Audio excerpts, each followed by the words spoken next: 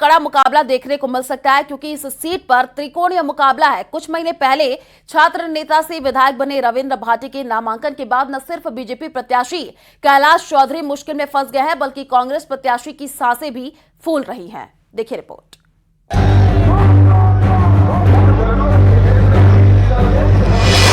राजस्थान की बाड़मेर बनी hot seat. Barmer में त्रिकोणीय मुकाबला। रविंद्र भाटी का निर्दलीय प्रत्याशी के तौर पर नामांकन। बाड़मेर लोकसभा सीट पर त्रिकोणीय मुकाबले की संभावना बढ़ गई है। निर्दलीय उम्मीदवार के रूप में विधायक रविंद्र सिंह भाटी की ओर से 30 मार्च को 2 नामांकन पत्र दाखिल किए गए थे। इसके बाद भाटी ने गुरुवार को भी नामांकन दाखिल किया। इस बीच नाम वापस लेने की अटकलों के बीच भाटी ने न्यूज 18 इंडिया से कहा कि वो किसी भी कीमत पर अपना नाम वापस नहीं लेंगे।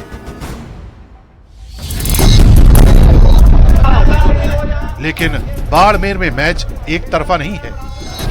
एक दिन पहले कांग्रेस उम्मीदवार उम्मेद राम की नामांकन रैली में भी भीड़ कम नहीं थी। उम्मेद राम हनुमान बेनीवाल की पार्टी आरएलपी से कांग्रेस में शामिल हुए थे। कांग्रेस ने बाड़मेर से टिकट दिया, लेकिन भाटी के नामांकन से ज्यादा मुश्किल में नजर आ रहे हैं बीजेपी प्रत्याशी और केंद्रीय मंत्री कैलाश चौधरी। वजह है भाटी के नामांकन से परंपरागत राजपूत वोट और मोदी से प्रभावित युवा और महिला वोट बैंक में सेंध का खतरा। चौधरी का कहना है कि आखिर में वोट मोदी के नाम पर ही पड़ेगा। राजस्थान में 25 सीट में बीजेपी के सामने सबसे बड़ी चुनौती बाड़मेर में ही है। भाटी के समर्थक भाटी को मारवाड़ का मोदी कहते हैं। सोशल मीडिया पर काफी पॉपुलर है। महज 26 साल की उम्र में 3 महीने पहले बाड़मेर के शिव से भाटी निर्दलीय विधायक चुने गए। भाटी तब बीजेपी में थे। टिकट नहीं दिया तो बागी हो गए। बाड़मेर में 2014 में ही ऐसे हालात बने थे।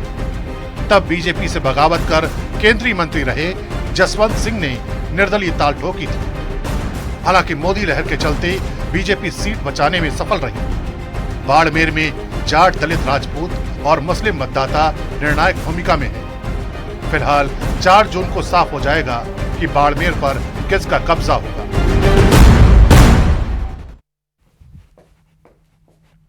और चलिए रुक करते हैं अगली खबर की ओर। प्रदेश बीजेपी कार्यालय प्रभारी मुकेश पारिक ने बृहस्पतिवार को, आपको बता दें कि टोंक में बीजेपी पदाधिकारियों की बैठक लेकर के चुनाव की रणनीति पर चर्चा की है। सचिन पायलट के गढ़ में बोलते हुए उन्होंने कहा कि इस बार सचिन पायलट ना तो विधानसभा में कोई चमत्कार कर पाए हैं, ना ही लोकसभा चुनाव में कर पाएंगे। गहलोत और पायलट सिमट करके रह गए हैं, अब सिर्फ मोदी का चमत्कार चलेगा।